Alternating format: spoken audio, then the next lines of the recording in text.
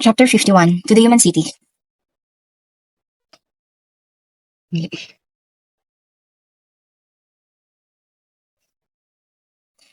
2 weeks have passed since we let Yomu swoop in. The highway plan is continuing smoothly, contrary to what you'd think. The Frontier Garrison members are rather hardworking. They've also gotten very friendly with the hobgoblin guardians. The city's monsters are dutifully upholding the rules, and they're unexpectedly friendly towards the humans. I was expecting the guardians and the garrison to look down on each other due to monster-human animosity and all. But I guess I was wrong. Probably since they used to be ruffians and hooligans, they are trying to change. As for Yumo, he might be the kind of person who attracts people. He has an aura of charisma about him. So even dividing up the responsibilities he was handed was quite smooth, whether or not his desire to cooperate with us affected his efficiency.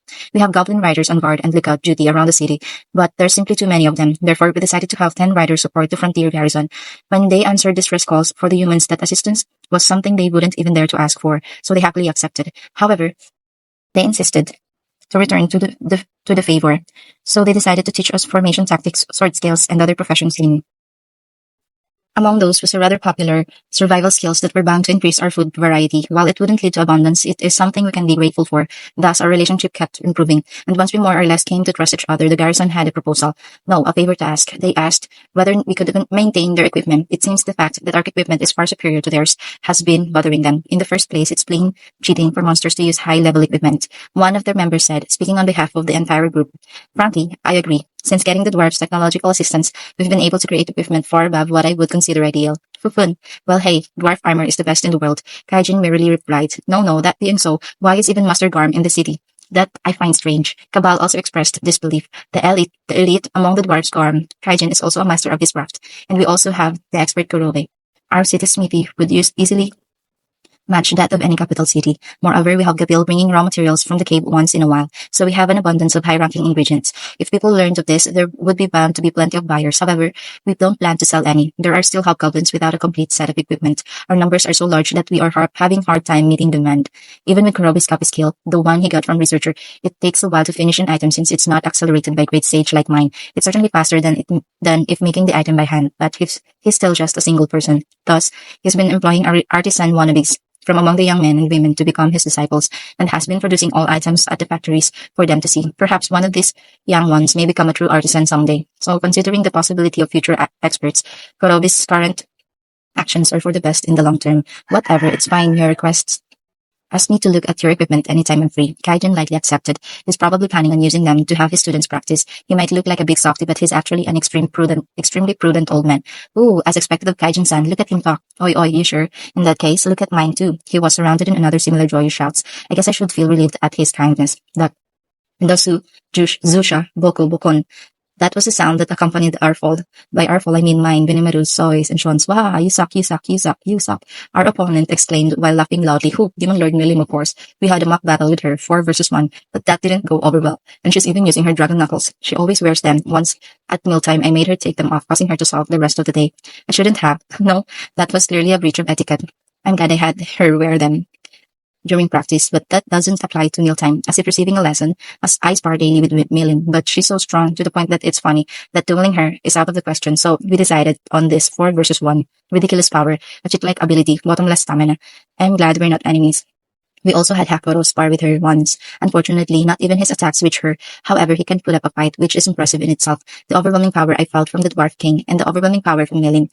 The difference between them is far too great. That much I understood after being beaten down in succession here. Had I, during the match with the Dwarf King, used Great Sage battle mode, there's a chance I could have won, but that kind of thing is meaningless before Milin. It's not as much of skill or trick.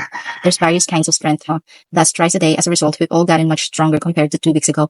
Hakuro observes the matches. He's perfected his skills, so he won't benefit much from these. As for us, our skills were so lacking that we managed to improve greatly these past 2 weeks. We've gotten pretty good. If Rimuru decided to become a demon lord now, I would be totally for it. William happily exclaimed, I am not planning on becoming a demon lord. Besides, we didn't even last 20 minutes today, complete failures. Even if I called myself a demon lord, I wouldn't live long enough to see it recorded. Benimaru, Zoe, and Sean returned to practice after getting instructions from Hakuro. What a lively bunch they are. While watching them spar, by the way, Milim, why did you become a demon lord? I suddenly got curious and asked, yeah, about that. What was the reason again? There was a bunch of sad things and messed up things, right? Why are you asking me? No reason. Can't remember it well. It's been too long ago, I forgot.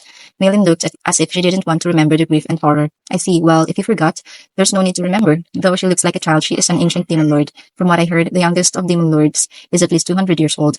That would be my enemy, Leon Cromwell. my prey. There are other young demon lords. They are around 500 years old and have experienced the Great War. Milling belongs to the old generation. In other words, she's been living for an insane amount of time. Chances are she doesn't have many friends. She's been living for so long that she must have lost many good friends by now. Hey, do you have a family or someone who worries about you? Is it okay to stay here without letting anyone know? Suddenly growing worried, I asked her. When I did, I forgot. Right, I'll be right back. Though this might take a while. But I'll be gone for 2 to 3 years at the longest. I'll be back. She suddenly exclaimed, what? So suddenly? Hey, right now? Well, hey, yeah, well, it's not like we won't meet again, so I'm off. She said and immediately changed into her gothic dress. That's with the dress change magic, a very useful skill. I would have asked her to teach me, but I can't do that naturally myself, so there's no need. It's usually recommended to people with lots of equipment, though you have to learn spatial magic before this one, and it is far harder to learn. After she finished changing, she looked at me with a smile. We'll be right back.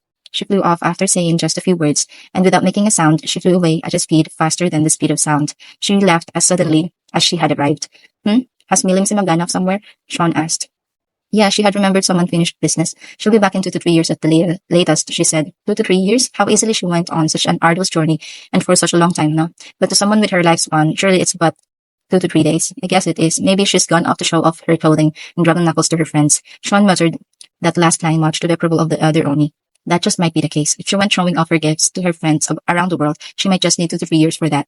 Though our imagination was probably just running wild, imagining such a scene, we somehow became convinced that she is in fact out boasting with friends. Solemn expressions don't suit Milin. And now that she's gone, I'm feeling kind of lonely. We've gotten that close during these 2 measly weeks. What a strange demon lord she is, but there's no time to feel sorry for ourselves. Her departure is also a chance. We must go to a human village right now. After checking it out, if there are no problems, I'll take Milin there next time. Reviewing content is important before a public release. The 3 idiots were planning to stay for 2 weeks, secretly gathering monster body parts. They are using it to fulfill a subjugation request, aren't they? But are they allowed to cheat like that? Well, it's not really my problem, but I'll have them buy my silence by guiding me to a human city. And so, you're showing the way?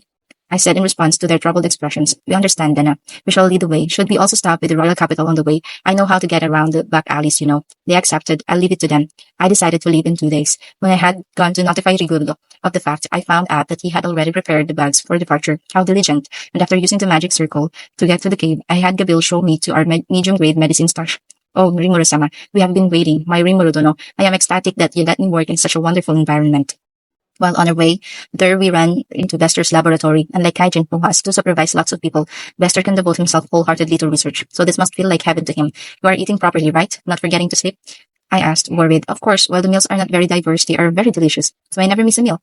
As for sleep, I am frugal with it, but I had a bed prepared here. Besides, it's good for your body not to sleep for a while. No, it's not, I thought, but he's doing what he really likes, so I decided to leave him with a don't overdo it line. Oh, by the way, between Korobi copying them and being produced here, which is more efficient? I asked. We are getting faster here. Once we get more workers and proper equipment, we'll be able to continue production without relying on Korobi Dano, is what he said. Since it takes some time to grow Hipokti grass, we don't need production speed to increase too much. In that case, should I have 5 people or so come as lab members?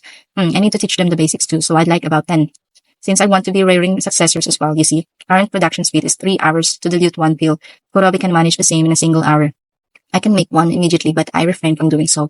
They need to be able to make it without my involvement. Thus, they'll be able to manage without me in emergency situations. However, they do currently focus on diluting my restorative pills to create 20 medium-grade pills. Doing so using membrane creation is Bester's job. Along that would be very difficult, so he has Kabil's men help him. After evolving into dragon newts, they learn to use some simple magic, it seems. If 3 people other than Bester learn to use it, the speed triples. Working on a single pill every hour. In other words, they'll be able to create 20 medium-grade ones. So in a single 8-hour working day, they'll add 160 pills to our stock. An excellent production line we've made here. If they fail at growing more, they'll be stuck with more other chores while Bester will continue his research.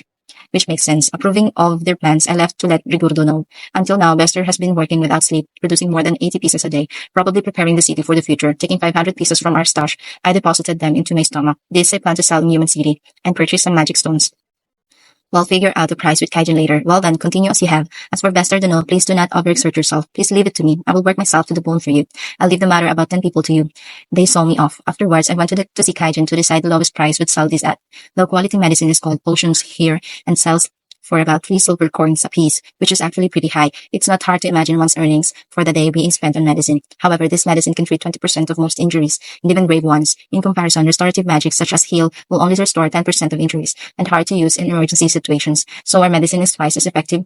High-grade medicine can restore 50%, but I digress. What should we set the price at? Listen, Dana, don't set the price twice as high. Sell no lower than 15 silver coins a piece.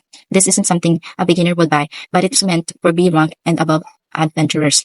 It's all right to raise the price even more. Aim to sell at about 20 silvers, Kaijin fervently explains. As he says, this medicine is very useful, so we'd be in trouble if we set the price too low and get too large of an order.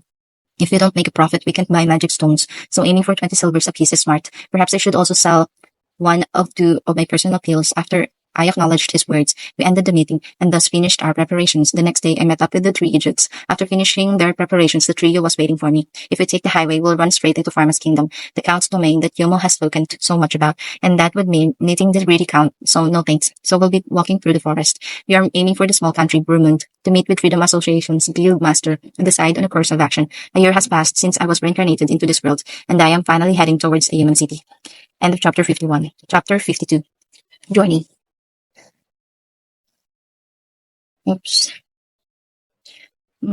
Editor's note.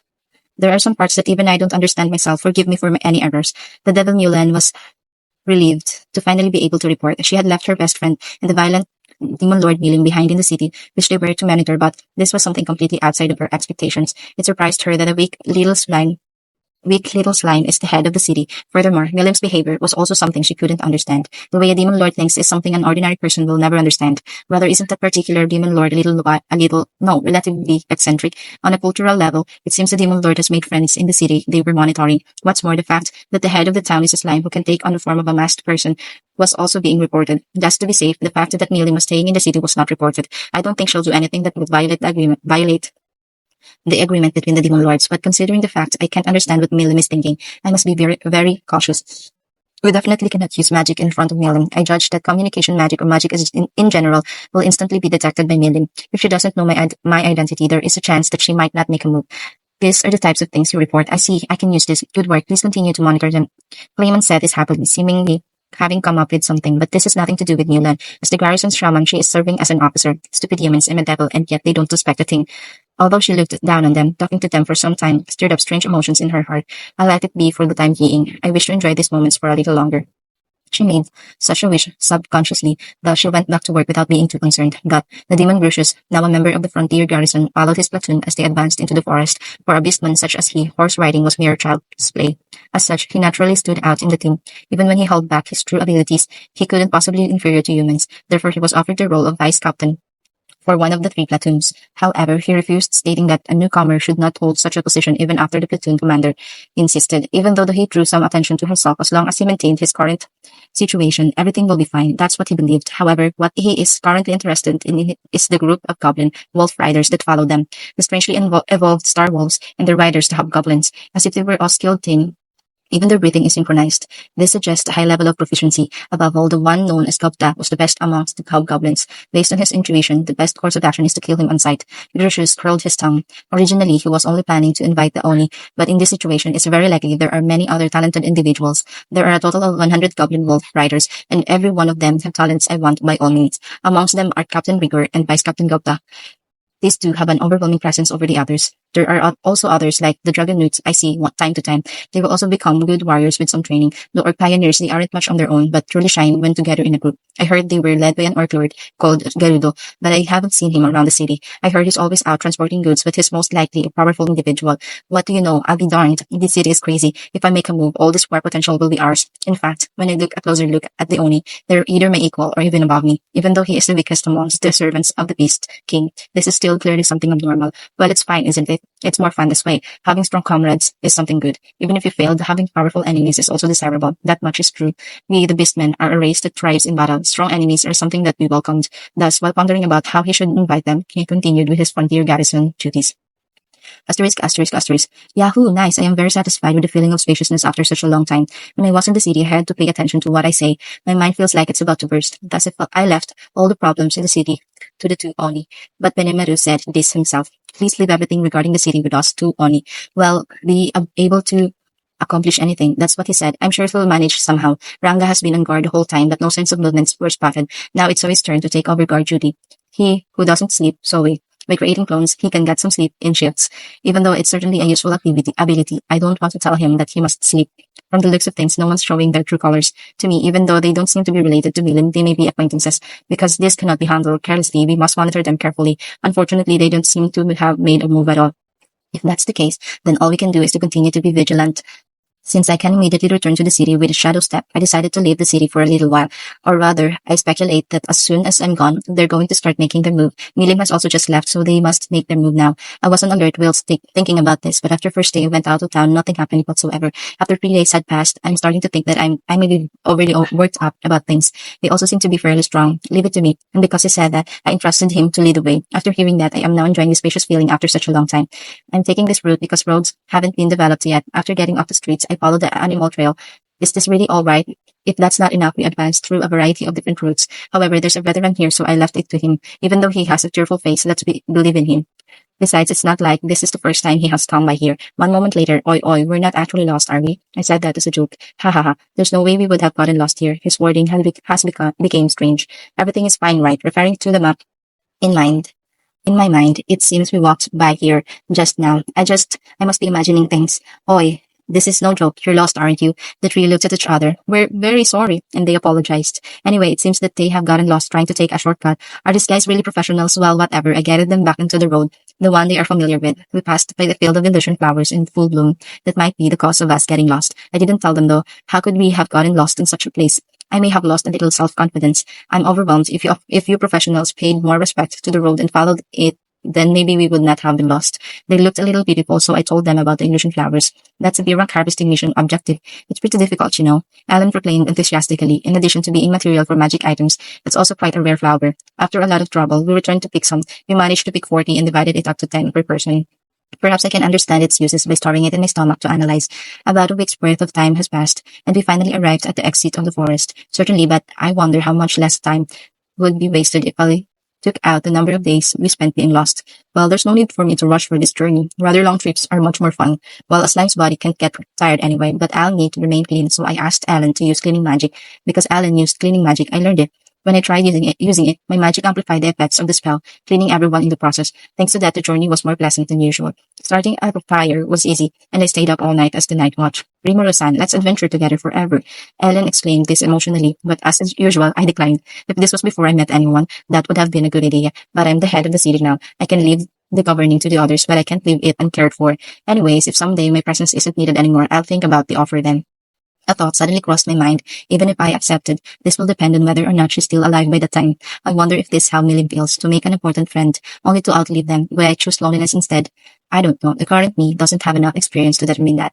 But I shook my sadness away, and we went towards the rooms. Oh no! Our destination is the small country of Brumund. This particular country is so small that all the nobles are feudal lords of villages. It's really just a country which comprises of its royal capital. I was being led by the trio to the city which housed Brumund's Freedom Association branch. However, the capital is the only large city, and in the castle town lies the Brumund's Freedom Association branch. We have arrived in the first village earlier than expected, and the carriage left as scheduled. We arrived at noon and ate lunch at a restaurant. It seems like the traffic is not congested, as it is a small country, which is always nice. Hear me, I am the mighty axe, War, and with a single swing, I killed this fellow. Wow, as expected of Bido-san. Big brother Bido, this is a strong monster, isn't it? You mean you killed it by yourself? More or less, a single horned bear is no match for me. When we heard the conversation, we took a peek at the horned bear they were talking about. The main subject of the story, the horned bear, made me almost spit out all the food in my mouth when I saw it. It was only the horn of the horned rabbit embedded into the forehead of the bear, laid on the floor as if it was a monster's corpse. The bear is not a monster, but rather is classified as an animal, but it's hard to tell the difference. Fortunately, I have my analyze ability. Without it, I wouldn't have been able to tell the difference. A clear way to tell the difference is whether the magic stone drops or not. Even so, for an ordinary person, ordinary person, that's simply just cruel because it's so rare. Even if it didn't drop a magic stone, due to it being an animal, who knows how many of them animals would have been killed before people realize that they are animals, not monsters. Well, even though demonic energy seeps from monsters, it would still be rather difficult to judge. In the end, due to the high level of my skill, I am able to came up with this conclusion. Oh, the guys in the corner are all proud about that fake horned bear. Aren't they just like ants? Huh? A fake? You saw through the trick? Of course, it's the horn of the horned rabbit. Well, that with magic. As expected, you saw through it. No, Dana, that person's purpose is not to flaunt. If they took this over to the king, they may become this village heroes. This village's hero. They're doing this not to protect the village, but rather to fill their bellies and live in fancy inns.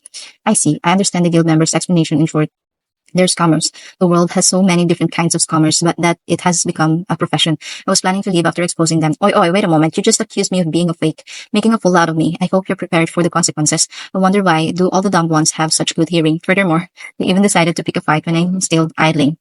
You people even believed in such a fraud. Huh? Isn't that Kabalsan? Well, and since also that here, isn't it person over there, Guido? After hearing these words, people flooded the dining room immediately. What's this? You three are terrible. You should have given me a shout out if you came back. Who are you? Have we met before? Oh, come on. I may look a little run down and tattered now, but it's me, Bido. I was receiving guidance from you in the capital after picking a fight. It's me, Bido. Well, that was unexpected. This group of three idiots are unexpectedly famous. They seem acquainted with the fraud to a certain degree, but the other people seem to respect the tree. It's rather strange that they don't seem all that happy, even though they are being respected. But the biggest surprise to me was the fact that these three are actually famous adventurers. They are mainly famous for their sudden rise in prominence recently. Even so, it's because they have brought along monsters from my town with them during missions. That's why they were able to perform so significantly well. I looked at the tree and they looked away in a panic. I'll not press them on this matter. That's probably something they don't want to mention to the people here. Even so, even if I don't touch the matter, it's still there. Do you get it now? Of course, we'll guide you to the capital every step of the way. Then it's all good. The trip ended smoothly even after such a thing happened. Thus we arrived at the royal capital of the small country of Greenland. End of chapter 52. Chapter 53. Freedom Association. Please read. I have decided to translate Freedom Association as Free Guild from now on. Just kidding. Next chapter made the name sound strange. Okay, we proceeded into Greenland's royal capital. The city appears old but sturdy. The pedestrians appeared bright and cheerful with no gloominess inside, probably due to the fact that there is no visible damage from powerful monsters or other threats. And as you'd expect from such a remote country, there are many people geared up. Based on my appraisal ability, most armors and weapons used are of inferior quality. Similarly, they also seemed rather weak. However, smelling the air of the downtown area after so long was pretty exciting. Buying some roasted meat and a stick, we continued onward. I have no idea what meat this is, but it's strangely delicious. Actually, I can analyze the meat to find out where it came from, but I won't do that. We have something else that needs to be analyzed. The sauce. This sauce could come in handy for research, though it isn't fair to the chef. Eating something lets me learn its recipe, so I made a mental note of the required ingredients for this meal. I am advancing further, guided by the trio, with a specific store in mind, magic tool store. Normal tool stores and magic tool stores are very different than what people from my world would imagine. When adventurers, for example, refer to tool stores, they typically mean magic ones, and it is one of these magic tool stores. I'll simply call it tool store from now on. That was our destination. To learn current market prices, I am planning to sell medium-grade medicine today. However, even if I want to sell it at 15 silvers apiece, I need to first know the price of low-grade medicine. I also want to know if there is any product made from illusion flowers or something related to them. If we turn them into the guild, we can make 10 silvers per bouquet. Though you'd think you could make a lot of money this way, but going into the forest to search for this elusive flower often proves pointless, so most people abstain. So if you're planning on becoming a permanent harvesting adventurer, you shouldn't expect to become rich quick. Thus, usually people find them while adventuring somewhere and come to sell them.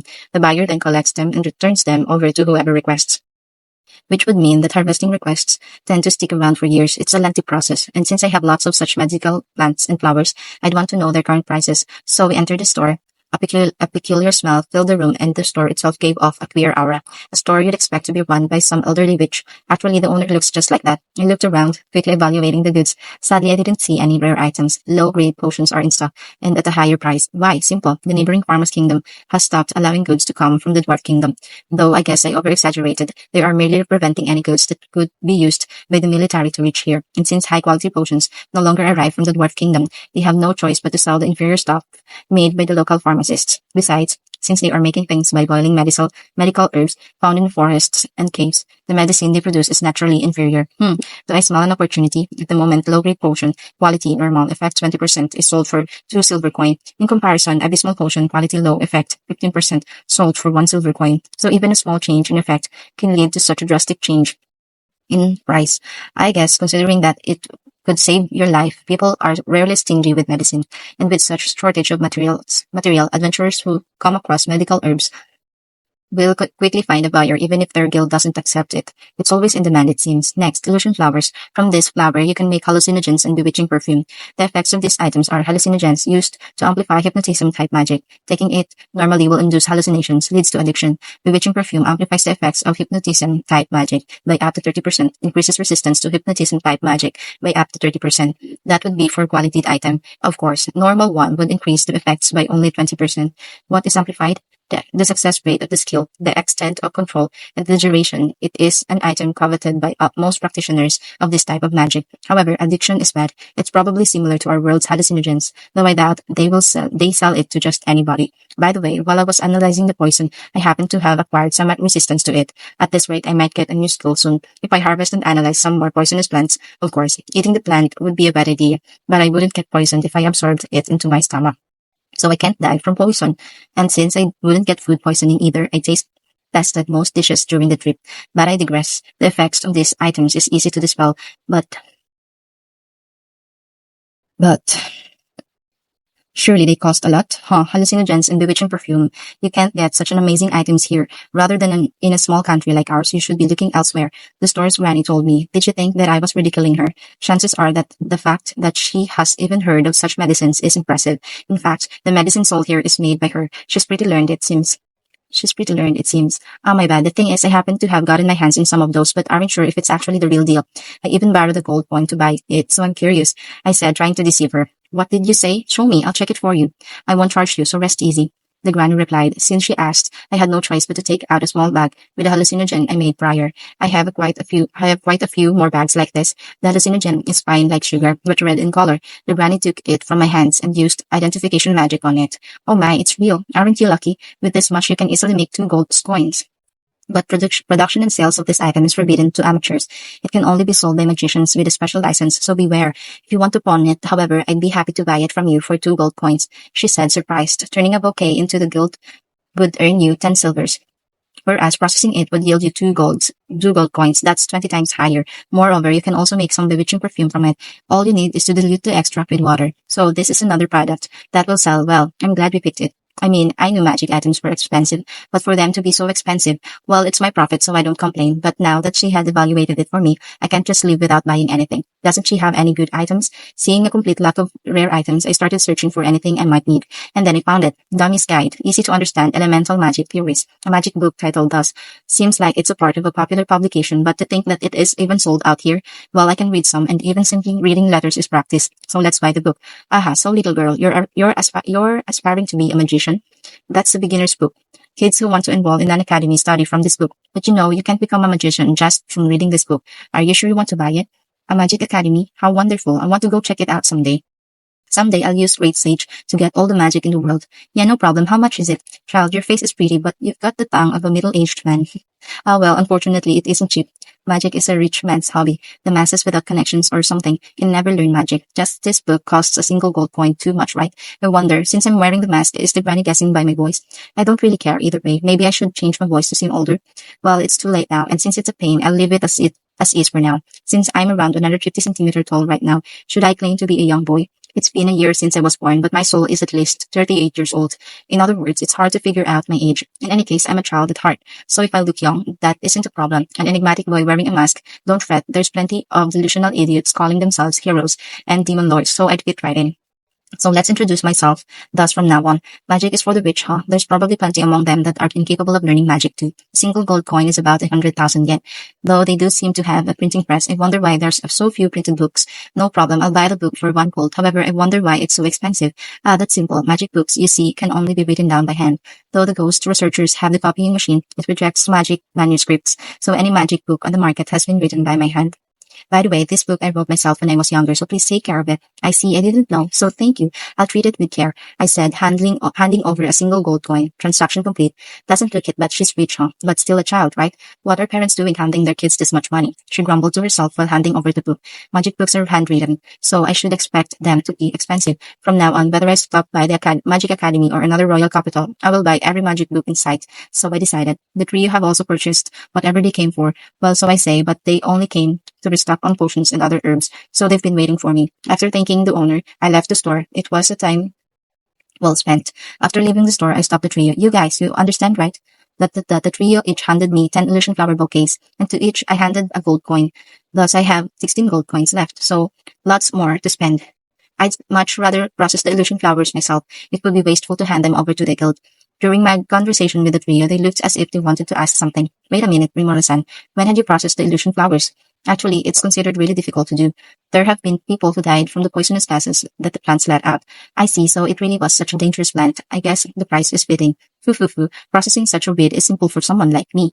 No fair, I can even do it. As expected of Dana, I wouldn't be surprised at anything now. Me too, Dana is someone who can do anything. 3 jealous idiots. But other than Ellen, the other 2 have already accepted the fact.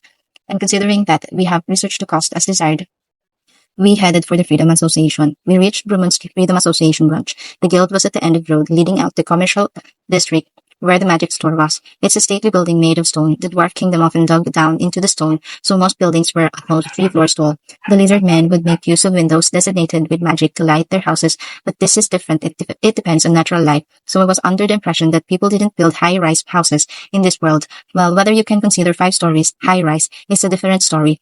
When we entered, I noticed that they are somehow regulating the temperature. It was pleasant inside. While I actually can't feel the change in temperature due to my resistances, I could tell the difference using heat detection ability. I guess they are keeping the temperature constant with magic. Surprisingly advanced, I must say. I had thought that the world travelers kept the world relatively primitive, but I guess they've been trying to develop it in a direction different than ours. Maybe if there were no monsters or demon lords, this world would be a true magic society. However, it can also be said that all the current knowledge has been researched to counter monsters.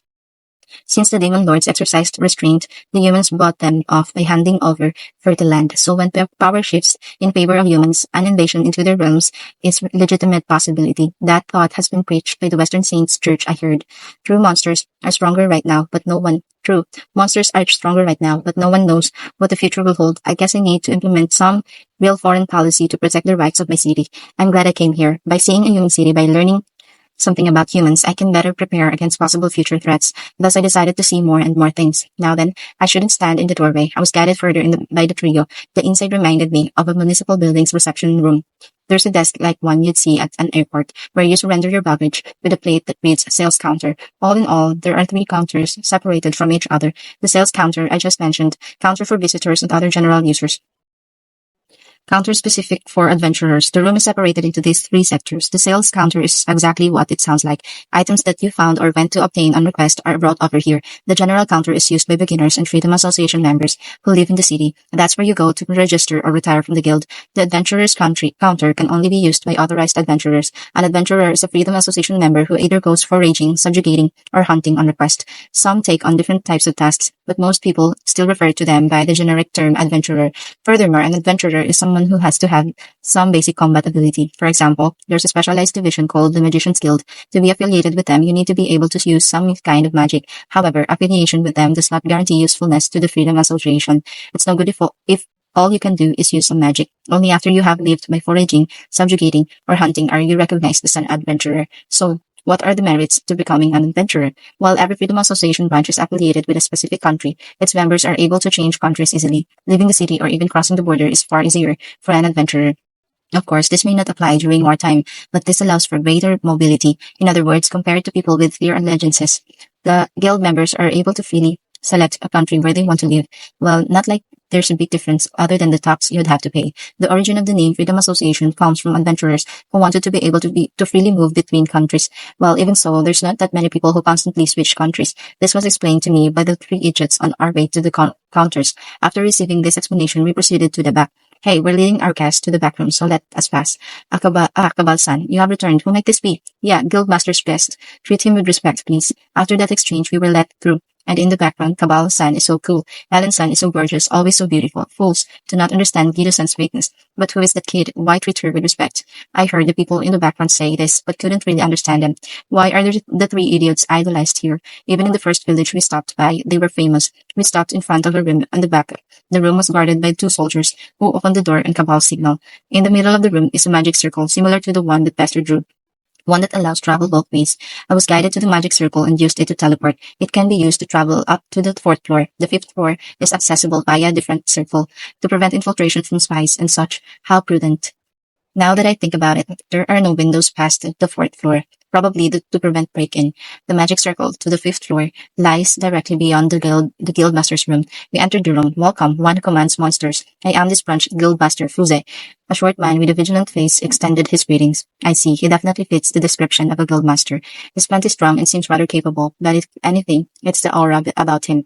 He seems to be a rather gutsy individual. I am Rimuru Tempest, ruler of the new monster country, Tempest, of the Jura Forest. Pleased to make your acquaintance. After finishing our introductions, we started our questioning. Since our meeting lasted long into the night, I decided to stay in one of the Freedom Association's room. P.S. Sadly, although I had plenty of money left and finally arrived at the human city, I couldn't venture into a new frontier for now. End of chapter 53. Chapter 54. Business. The start of a trade. The meeting continued until late last night. It can't be helped since I arrived late. Well, we were supposed to meet today, but apparently the noble wanted to meet me no matter what. We exchanged information briefly during yesterday's meeting. Mainly, I heard about the towns and countries of humans. I also learned about the free association. They even said they would introduce me to their leader, Yuki Kagurazaka, at their headquarters. However, something felt amiss. I heard the Freedom Association's headquarters is located in the royal capital, but there are a lot of royal capitals. There's the large neighboring Pharma's kingdom, and the terrifyingly strong neighboring kingdom of the sorcery dynasty of Sarion. Even a small kingdom such as Rumund as a royal capital. In fact, we're in it right now. So in which country is the Freedom Association headquarters located in? The clusters of countries around the Great Jura Forest joined together and formed council. Therefore, the gathering of councilors must be in an easily accessible location, and its headquarters is now set in the Ingrasha Kingdom. In terms of strength, the one boasting the strongest power amongst those that joined the council is the Pharma's Kingdom, but due to the developed transportation system in the Ingrasha Kingdom, it became the heart of all the kingdoms instead. That's the most likely reason why the Pharma's Kingdom and the Ingrasha Kingdom are on bad terms. However, there's also another reason why the Ingrasha Kingdom was selected. The Ingrasha Kingdom is the only kingdom that directly connects to the Jura Forest, to the Great Jura Forest. Therefore, it's less susceptible to monster attacks, granting it the blessing of being safe. The Freedom Association's headquarters will be located in the country which is blessed with safety and has advanced transportation networks. That much is obvious. That means when they said the royal capital, they were referring to the royal capital of the Ingrasha Kingdom. Another feature of the countries within the council is that fact. They're all countries that follow the church. In other words, the kingdoms surrounding the Great Jura Forest are within the sphere of influence of the church. Commerce and religion are the two main pillars that support the bonds between kingdoms. Each country votes for a counselor, and all of the counselors embody equality due to their religion. I heard there's a system where important decisions are discussed and decided in the council. Surprisingly, this system is quite similar to the United Nations from my previous life. Counselor election methods differ from country to country, but the majority of the counselors elected are from the royal family. By the way, the sorcery dynasty of Sarion doesn't have a national religion. The king claims to be a descendant of gold and forbids all other religions. Thus, they were rejected from being a part of the council, making them an isolated superpower. But I heard that they do have commercial relations with other kingdoms. Most likely because it is a superpower. Anyway, I heard that the Freedom Association's headquarters is located in the center of the Ingrasha Kingdom. So if I want to meet Yuki Kagurazaka, I'll have to visit the Ingrasha Kingdom. Apparently, they are willing to write a letter introducing me to him. But in exchange, I was told to meet Baron Berroyado, a noble of this nation. Of course, I agreed to the terms, and I am currently riding towards my destination on a horse carriage with my current partner. I parted with the three idiots last night. Please, let's keep in touch. As I thought, let's adventure together forever. It sure will get lonely without you. Let's play together again in Tempest. Saying these words, they departed unwillingly. But that's their own problem. I, for one, don't feel anything at the moment. Strangely, I don't feel lonely at all. While I was thinking of such things, the carriage came to a halt. It appears we have arrived. It is a district lined with beautiful structures. Feeling composed, Fusei guided me towards the building, slightly smaller compared to the others. By the way, is it fine that I don't know anything about the honorific etiquette and manners of nobility? That's right. That's going to be troublesome. Is everything going to be all right? About Fuse's old man, I heard he's going to be quite a handful. Yesterday, Fuse asked about the current situation of the Great Jura Forest. After that, he asked about Jesus and whether do I know about Vildora. When it came to Vildora, I played the fool of feigned ignorance. As for the situation in the Great Jura Forest, I said our town was doing well in its own way while being as vague as possible. Naturally, I was asked to explain my subjugation to the local monsters in detail. I understood that even they wanted to know the reason as to why there was so little damage caused by the monsters. As for Shizu-san's story, it was kind of hard to talk about it, much less explain it. In the end, I stopped explaining when it reached a certain promise with Shizu-san. Fuse, I see, I'm counting on you. After muttering that, nothing more was spoken. Shizu-san, renowned as the explosive monarch, seemed to have been an Arab adventurer that belonged to the headquarters. At the headquarters, she worked as hard as an instructor, but she probably realized that her death drew near. Refusing to be confined in the headquarters, she suddenly disappeared. And that's how the story goes. But thanks to her, I was able to make many new friends. I trusted Fuse and came all this way, but is it really all right? With all this etiquette and formality, this is going to be one troublesome talk. While worrying about such things, I then entered the building. After entering the building, an old man who introduced himself as the butler guided us. Anyway, there are also maids here, which is always nice. I remember going to maid cafes in my previous life. Just sitting down cost thousands of yen. It's a complete rip-off. This factor makes qualifying this as a good memory a problem. However, this is a different world. A guy like me can see the difference in quality when compared to the genuine thing. There are only fake old maids in real life, guided by the butler. We entered the room. There are even more doors in the room. The butler knocked on one of the doors. There was a reply. Enter. Honestly, these kinds of exchanges are just annoying. Going straight through a magic circle, the interior is completely different. Once inside, a tall, slim man who looks like he was very hardworking with a parsimonious beard and silted eyes greeted me. You have arrived. My name is Baron Beloward. I am one of Brumon's ministers. Pleased to meet your acquaintance. The other party has greeted me before I managed to give my greetings. Nice to meet you. My name is Rimuru Tempest. I am a monster, but I wish to form amicable relations with humans. I may be ignorant when it comes to manners and etiquette, but I hope you can overlook that. I returned the greeting and shook hands with him. This place's practices are quite similar to my previous life. To be at ease, I am but a landless baron. It's fine even without the formality. Now then, the time we have isn't infinite. Let's talk briefly. I'll get straight to the point about your town, Tempest. I would like to form a cooperative relation with her. We propose to cooperate to support adventurers on their adventure and assist them when they're having problems facing powerful monsters. I only ask these 2 points of view. Well, to summarize what he said, since Brumond is a small country without much national power, their countermeasures against monsters are insufficient. They somehow cooperated with the Freedom Association, but the Freedom Association can't be their only means of defense against monsters. Fortunately, there aren't any major damage caused by monsters to date, but in preparation for the future, they wished to form bilateral relations with Tempest. Assistance for adventurers. That's a topic that Fosey touched upon yesterday. He's probably thinking that in order for the adventurers to succeed and to reduce the threat the forest poses, I'll need to provide necessities such as beds and supplies for those working in the forest. However, his partner is a country of monsters. I wonder why did he approach and trusted us so easily? That's something to worry about. Indeed, what benefits will I gain if I accept this rather than a collaborative relationship? Don't you think this is only one-sided? Of course, we'll also try to guarantee certain benefits to there. Legitimize your identity as a nation. In other words, you and your country, Tempest, we promise to recognize it as a legitimate nation of monsters. We have even obtained permission from the King of Grimond. If your side cooperates with us, we'll recognize you guys as a nation and promise decent correspondence. In other words, we'll mutually stay vigilant about monsters and help each other in times of emergencies. Either way, we're supposed to be on guard, but with this, we would not have to worry about Grimond. We will notify and help each other when faced with assaults by powerful monsters. I don't think there will be any problems. If we accept this offer, we'll be recognized as a legitimate country. This doesn't seem like a bad deal. Well, I admit it though. The council that was previously mentioned may not necessarily acknowledge this, as Brumond is the only country in the council that does. Still, getting the approval of 2 countries after the Dwarven Kingdom is a major achievement. Very well, I will accept this offer. After I said this, the atmosphere felt significantly less tense than before. I would probably have been cornered if it were to continue anyway. I see, that's great. Now then, this is the certificate of approval from the King of Brumond, and this is proof that it is a legitimate document. While saying this, he took out a stamp from his pocket. The stamp emitted light in response to the spirit's pledge magic. This shows that it is indeed a legitimate document from the king. My skill analyze also show the same results. Unexpectedly, contractual relationship frauds can't be performed in this world. Compared to my previous life, such procedures are much more simplified. This really helped me since I don't have to take my time to meet the king directly.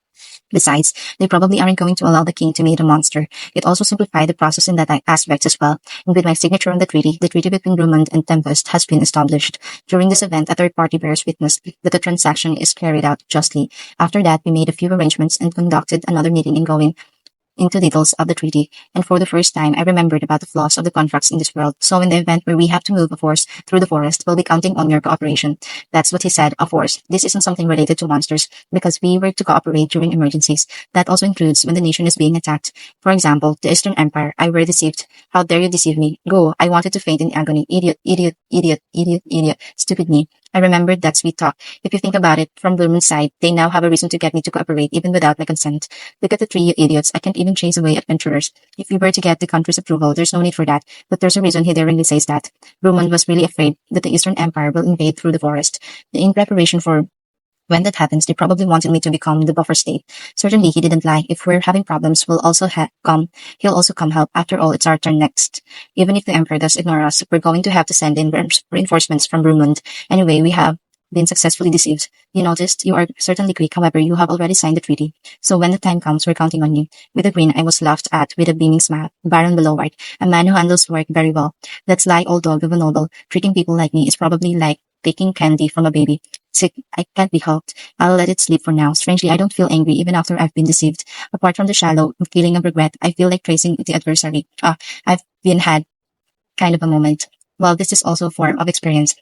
I'll think about it when the Emperor does move. And again, you can't let your guard down around humans. Monsters are unexpectedly straightforward. I made a vow in my heart that from now on, when negotiating with humans, I'd have to think more deeply before making any decisions. God, it's not fun to be deceived. Even after all the trouble, I still benefited from the experience. I took out a medium healing potion and placed it on the table. This is Baron Beloward question. It's a recovery potion made in my town. I wanted to sell it in the local markets. I answered. Tensei and Beloward held the potion in their hand and examined it at it. Tensei can definitely perform analytical magic. What is this? This isn't some cheap stuff sold in the town. Oh, this isn't high-class goods similar to those sold in the royal capital, the Pharma's kingdom. Taxes it when they distribute it. But it doesn't come into these markets. Just how many do you have? I told them that I currently have 500.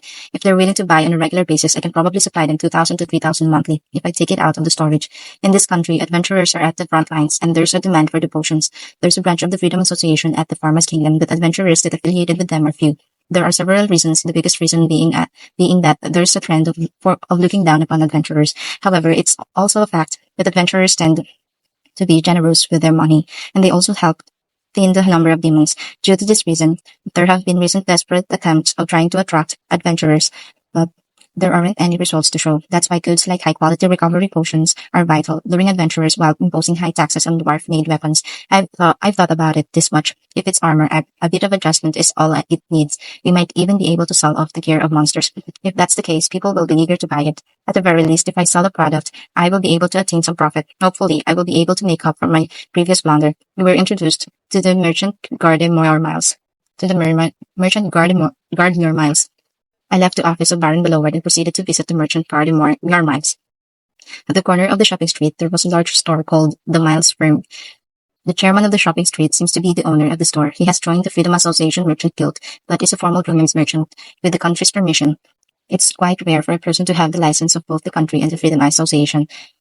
I was told that Gardemore Miles was one of the rare individuals. Welcome. Please come here, Dana. What kind of order do you have today? I came with Fuse today, and I replied with a humble bow. When you think about it, this old man Fuse is also an authoritative figure in this kingdom.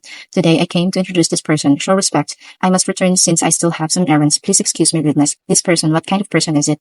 In short, a state guest. I'm leaving it to you. Saying these parting words, Fuse left. I've been left behind after being referred to as a state guest. How should I act if I got lost?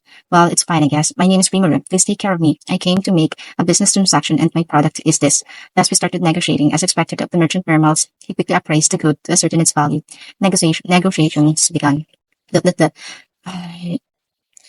end, I decided to sell them. Here, it was decided that the price will be 22 silver coins each, and the retail price set here was 25 silver coins. After telling him the location of our town, he plans to go stock up. If Miles is going to buy more, then the selling price at Tempest is 20 silver coins.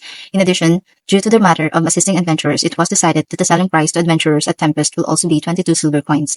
In this fashion, we shook hands with each other and signed the contract. This time, without any fine prints, we were able to form a satisfactory agreement with each other. But Dana, I can't use a horse-drawn carriage to arrive at Dana's town. If it's restocking on recovery potions, I can manage it somehow, but it's going to be rather inconvenient. Of course, that's something we must discuss. It would have been nice if I established a highway. I understand, then I'll build a highway that connects Tempest to Brumund. Nani, you'll be able to use a carriage if I made a road right. I think it'll take 2 months for a horse carriage to finish the journey. If we cut down some trees, we'll be able to make a direct path. Although I think it's going to take 6 months to finish. Is that fine? Of course, I also want to see the 500 you're selling too. Miles answered while smiling ear to ear, whilst rubbing his hands together. The highway towards the Dwarf Kingdom is complete. Now, we'll move on and establish a highway that connects towards Brumund. This way, trade between Tempest and Brumund has supposedly started. When the highway that connects Tempest and Brumund is completed, the merchants of Brumund will have no need to go through the Farmer's Kingdom to reach the Dwarf Kingdom, and thus Tempest is becoming the new center of trade routes. Extra, a certain editor's luck, page 44 over 46, and it crashes without me saving. End of chapter 54. Chapter 55. Adventurer registration. There's only one thing to do now that we signed the contract. Right, celebrate. I couldn't venture into the unseen lands yesterday, but today is different. Muir Miles Kun, do you have any plans after this? Fu, Tana also enjoys it, huh? This Muir Miles has the perfect shop in mind. Ho ho, but are you aware that I have high standards for these things? Please leave it to me. I am completely certain that you shall be pleased. And thus we spend the night drinking. I dare say, what a blissful day. I'd like that for a week. I'm still in the care of Muir Miles' establishment. Of course, I'm not just messing around the whole day. Using Shadow Step, I went to let Rigo know about our agreement with the Brahman Kingdom and to order Bester to mass-produce medicine among other things. I also didn't forget to order Kaijin and Gerudo to lay a road all the way here and to have them prepare lodging space for adventurers who would eventually show up and train people to repair armor and weapons. Though we just finished one construction spree, everyone seemed eager to start another. After giving out orders, I would come back and spend the night drinking. That's how busily I spent every day.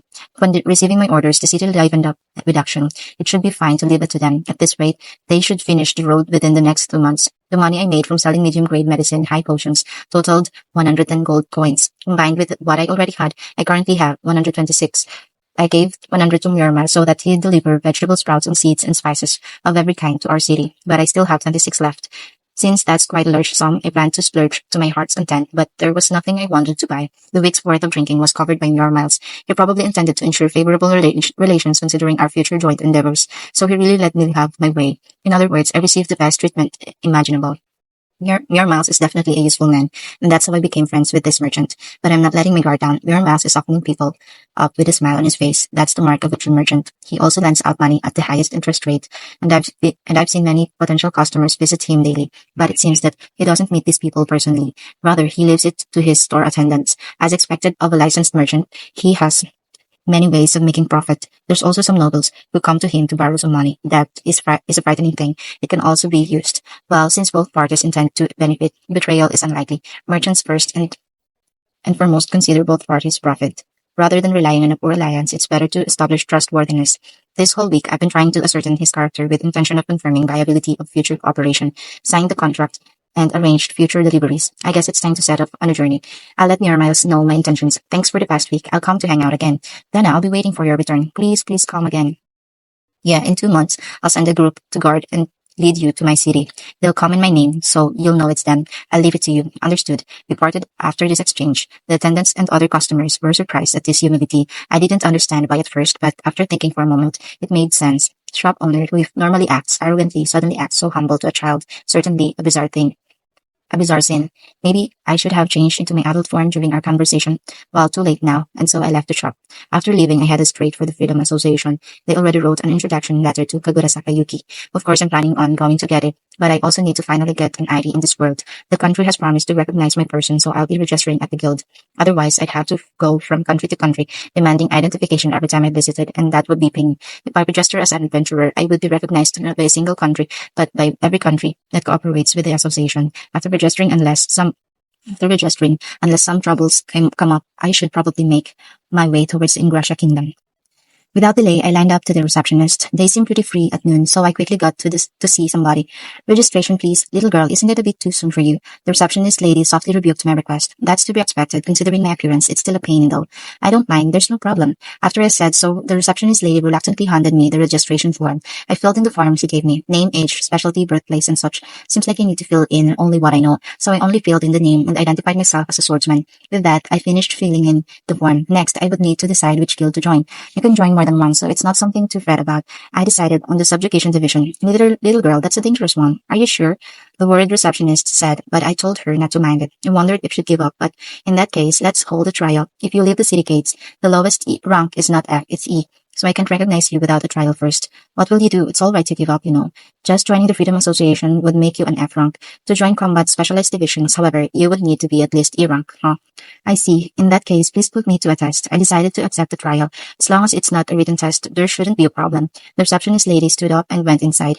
Then she brought a man. He'll probably oversee the test. You are being tested, huh? Whatever, come at me, he said, and but had us move to another building. The bored adventurers who saw this began to murmur among themselves. Oi, that small child isn't planning on testing, right? That's too ridiculous. Wanna bet on whether she passes or not? Stop it, the outcome is clear. But she did have a strange sword in her whip. Never seen one like that before. Seemed pretty skillful too, they whispered to each other. Since there's a little to kill time with, they probably jump on the opportunity to discuss these kinds of things. In the end, they wandered after us to observe. The test was held in a building as large as a gymnasium. The test to move on to the next rank is also held here. You can take requests without an appropriate rank, so you can take the test at any time.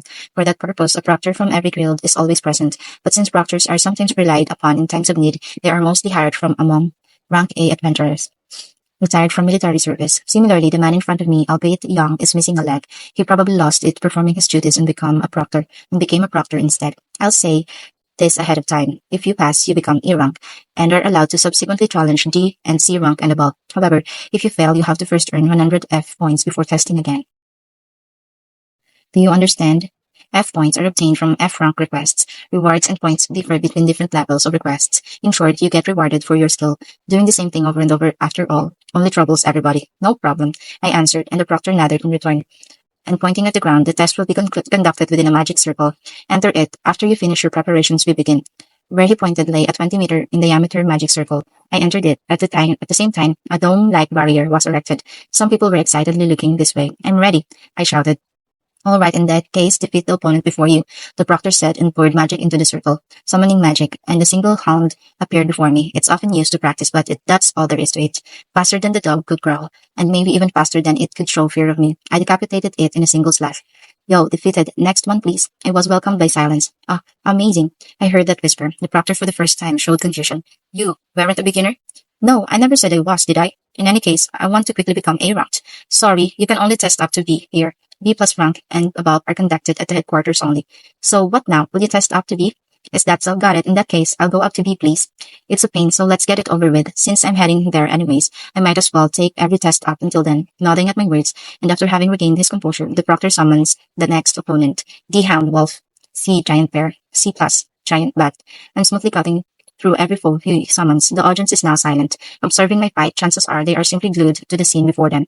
In any case, I've been able to cut down my opponents with a single slash thus far. I laughed when a giant bat appeared. How many years has it been since it first attacked me? And after defeating it, I was already up to rank C+. The next one is rank B. Superb. To think you were so skilled. B rank monster is strong. Are you ready? No problem. Please send it in. Thus, the last enemy was summoned. A demon with 4 wriggling arms, named Lesser Demon. That's the first time I've seen demon race. I kind of want to eat it and obtain its abilities. That monster is a lesser demon. Physical attacks won't work against it. Now, what will you do? You should give up now. Wounds from this thing might just kill you. The proctor exclaimed, somewhat excited. He's probably just bitter that I've defeated all the enemies so easily up until now. But what should I do? I don't really want to show my skills or magic. While I was pondering this, the lesser demon's eyes flashed red and he started chanting magic. Then he fired 4 fireballs at me, as expected of a B-rank monster. Truly amazing. I easily dodged the attack, feeling them gradually explode against the barrier behind me. However, did the 3 idiots really defeat this thing alone? Hey, isn't the lesser demon something you challenge with a team? Yeah, I was just thinking that. Hey, defeating that alone is impossible. That's like a rank B+ test. I heard such exclamations. If I look closely at the proctor, his eyes are bloodshot. I guess some hazing is to be expected. Whatever. Physical attacks aren't really effective. It's only half corporeal, after all. A demon race, it seems, is an ethereal being that possesses intelligence and obtains a body. The lesser demon was annoyed at the fact that I kept dodging its attacks, so it came at me with its 4 arms. I could simply eat it. I have no choice. Let's envelop the sword with magic, a magic sword. Like I always do, I bring out a bit of my aura and I carefully infuse some into the sword, as if not to be revealed as a monster. Now all I need is to slash at it. The lesser demon was cut in half with my sword, turned into rubbish and disappeared. Yo, the end? Is that good enough for B-rank? The audience was silent for a moment, but amazing. Girl, you're so cool. Take your mask off and show us your face for a second. You perverts, don't mind them and form a party with us. And other similar grand statements resounded throughout the hall. What a ruckus. The proctor also seemed to have calmed down or something, saying, wonderful, you pass with flying colors. He shook my hand. He probably completely forgot the hazing a moment ago. Not that I care. And ignoring the requests from the audience, I proceeded back into the main building to finish the formalities. I was recognized as a B-rank adventurer and received the appropriate card. Name, Rimuru, rank B, specialty sword, division, subjugation. That's what the card reads. It seems they didn't include the sections I left blank. Alright, I can now call myself an adventurer. I received the card and said my thanks. The receptionist lady now treated me different. Though she previously treated me as a child, she now acted with respect, befitting another adult. As expected of a professional, she's quick to rectify her behavior. Leaving them behind, I proceeded to impose on Fuse. I had someone lead the way. We went through the magic circle and knocked on the door. When I entered, Fuse turned to me and exclaimed, Oi, you're standing out too much. To cut a lesser demon with a sword, don't you know how to hold back? A magic sword, right? Even enchanters can't use that much power, so you've done it now. Did I cause a problem? Actually, if you were really looking then, you should have stopped it. Seriously, I didn't even have the time to. It's fine, magic swords have been introduced by world travelers and are experimental right now. So there's a few people who use one. We're planning to make it our trump card against monsters, so users are selected by invitation only. I'll silence the proctor, but be more careful from now on. Infusing magic into a sword, though you'd expect it to be a common technique, it's actually really difficult. Well, if there weren't people watching, I'd just eat it. Though I pay no mind, it seems that I have many high-grade skills. So having selected this one on a whim, I stood out too much. Not like I'm planning to fight in front of everybody from now on, but I should be more mindful from now on. Thanks, I'll be more careful from now on, and I'm off. Right, pass my regards to the headquarters and be careful. After thanking Fuse and picking up my introduction letter, I left the Freedom Association. I got a guild card as my identification and earned money for my travel expenses, arranged support for my city, and even formed diplomatic relationships with the country. Not bad for a first outing. If possible, I would rather not fight against humans. Forming a friendly relationship and cooperating with them from now on would be best, and thus ended my stay in Vermont. Next on my list is Ingrescia, Kingdom's royal capital. And to meet Freedom Association headquarters Grandmaster Kagorazaka Yuki, I thus resumed my journey to meet a fellow world traveler.